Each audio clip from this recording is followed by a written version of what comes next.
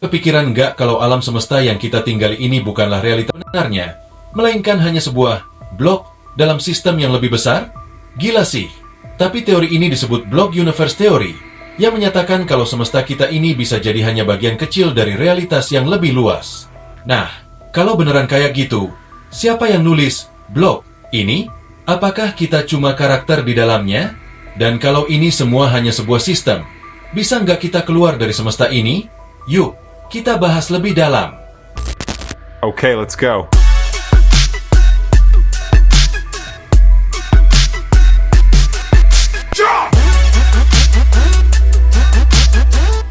Teori ini berasal dari konsep multiverse dan gagasan bahwa realitas yang kita alami mungkin bukan sesuatu yang berdiri sendiri, melainkan bagian dari sistem yang lebih besar dan lebih kompleks. Alam semesta sebagai file dalam sistem yang lebih besar. Jika kita membayangkan alam semesta seperti sebuah halaman blog di internet, maka alam semesta kita mungkin hanyalah salah satu bagian kecil dari suatu sistem yang lebih luas, seperti banyaknya halaman dalam sebuah website besar, atau bahkan dalam jaringan internet yang tak terbatas. Tidak ada satu realitas absolut. Sama seperti blog yang bisa memiliki banyak halaman dengan konten berbeda, multiverse mungkin berisi berbagai realitas yang berbeda, dengan aturan fisika yang juga bisa bervariasi. Bisa dimodifikasi atau dihapus. Jika alam semesta kita adalah bagian dari sistem yang lebih besar, maka ada kemungkinan bahwa realitas kita bisa diubah, diatur ulang, atau bahkan dihapus, seperti sebuah file di komputer yang bisa diedit atau dihapus oleh pemiliknya. Mirip dengan konsep simulasi, tapi berbeda. Teori ini memiliki kemiripan dengan hipotesis simulasi, yang menyatakan bahwa alam semesta mungkin merupakan simulasi komputer yang diciptakan oleh entitas yang lebih maju. Namun, ada perbedaan utama. Simulasi menyatakan bahwa realitas kita diciptakan dalam sebuah sistem komputasi yang dijalankan oleh peradaban yang lebih maju. Dalam skenario ini, kita adalah bagian dari sebuah program yang dijalankan oleh entitas lain. Alam semesta sebagai file menyarankan bahwa realitas kita lebih seperti sebuah dokumen dalam sistem yang lebih besar, yang mungkin tidak dibuat secara sadar oleh pencipta tertentu, tetapi merupakan bagian dari arsitektur kosmik yang lebih luas dan dapat diakses atau dimanipulasi seperti file dalam komputer. Jika alam semesta memang merupakan bagian dari sistem yang lebih besar dan bisa dimodifikasi atau dihapus, maka ada beberapa implikasi menarik. Jika ada entitas atau mekanisme yang bisa mengubah file realitas kita, maka aturan fisika yang kita anggap konstan sebenarnya bisa mengalami modifikasi.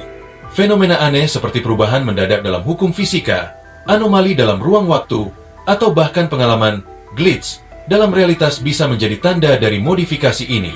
Alam semesta bisa berakhir secara tiba-tiba. Jika realitas kita hanyalah salah satu bagian dari sistem besar yang bisa dihapus, maka kiamat bukan hanya soal kehancuran bintang atau tabrakan galaksi, tetapi bisa terjadi jika sistem pusat memutuskan untuk menghapus atau menutup akses ke file kita. Kemungkinan berinteraksi dengan realitas lain. Jika ada banyak realitas lain yang ada dalam sistem ini, mungkin ada cara untuk melompat atau berkomunikasi dengan alam semesta lain, seperti seseorang yang berpindah dari satu halaman web ke halaman lainnya. Sejumlah pemikir futuristik dan fisikawan telah mengusulkan bahwa alam semesta kita mungkin bukan realitas independen, melainkan bagian dari suatu sistem yang lebih besar, seperti file dalam suatu struktur informasi kosmik. Berikut adalah beberapa alasan utama yang membuat teori ini masuk akal menurut mereka. 1. Hukum fisika yang terlalu sempurna. Alam semesta ini memiliki hukum fisika yang sangat seimbang dan presisi, seolah-olah ada yang menulis dan merancangnya dengan sangat hati-hati. Misalnya, konstanta gravitasi, kecepatan cahaya, dan muatan elektron semuanya memiliki nilai yang tampak disesuaikan dengan sempurna untuk memungkinkan terbentuknya bintang, planet, dan kehidupan.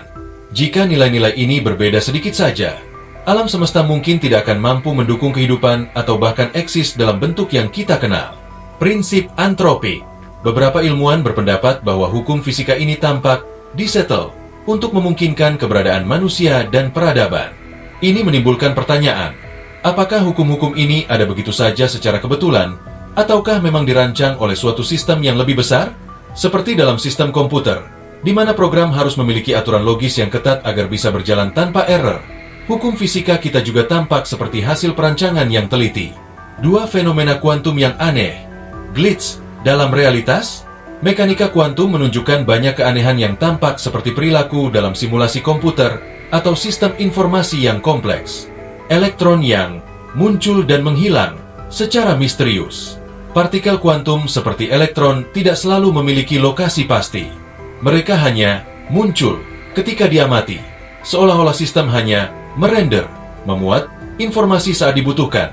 Mirip dengan cara grafis dalam game komputer yang hanya menampilkan objek saat pemain melihatnya. Efek observasi dalam mekanika kuantum. Dalam eksperimen celah ganda, partikel bertindak seperti gelombang ketika tidak diamati, tetapi berubah menjadi partikel begitu diamati, seolah-olah realitas hanya dirender saat ada yang melihat. Ini mirip dengan sistem komputer yang hanya mengalokasikan sumber daya untuk grafik yang sedang dilihat pemain dalam sebuah game. Entanglemen kuantum, koneksi instan yang tidak masuk akal. Dua partikel bisa tetap terhubung, terjerat, meskipun berada di ujung alam semesta, dan perubahan pada satu partikel akan langsung memengaruhi pasangannya. Ini seperti sistem komputasi terdistribusi, di mana perubahan data dalam satu lokasi langsung memengaruhi data lain dalam jaringan. 3 kesamaan dengan dunia digital. Apakah alam semesta diprogram?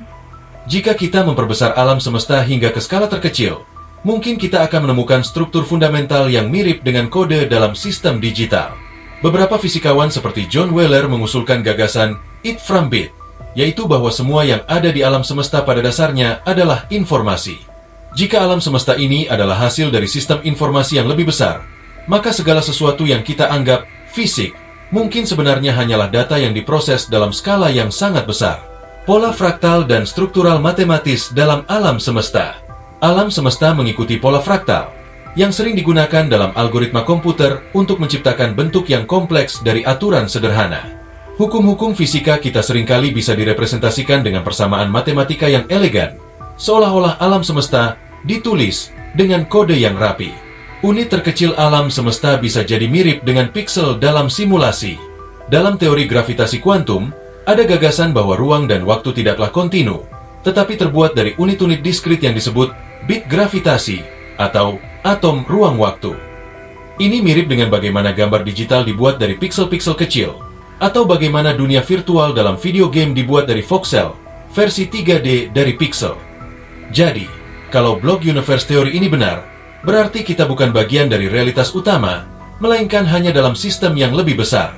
Nah, menurut kalian, apakah kita hidup dalam semesta yang nyata atau cuma bagian dari sebuah blok? Apakah teori ini masuk akal atau cuma fantasi belaka? Tulis pendapat kalian di kolom komentar. Jangan lupa like video ini, share ke teman-teman kalian, dan subscribe buat bahasan teori lainnya yang lebih mind-blowing. Sampai jumpa di video berikutnya.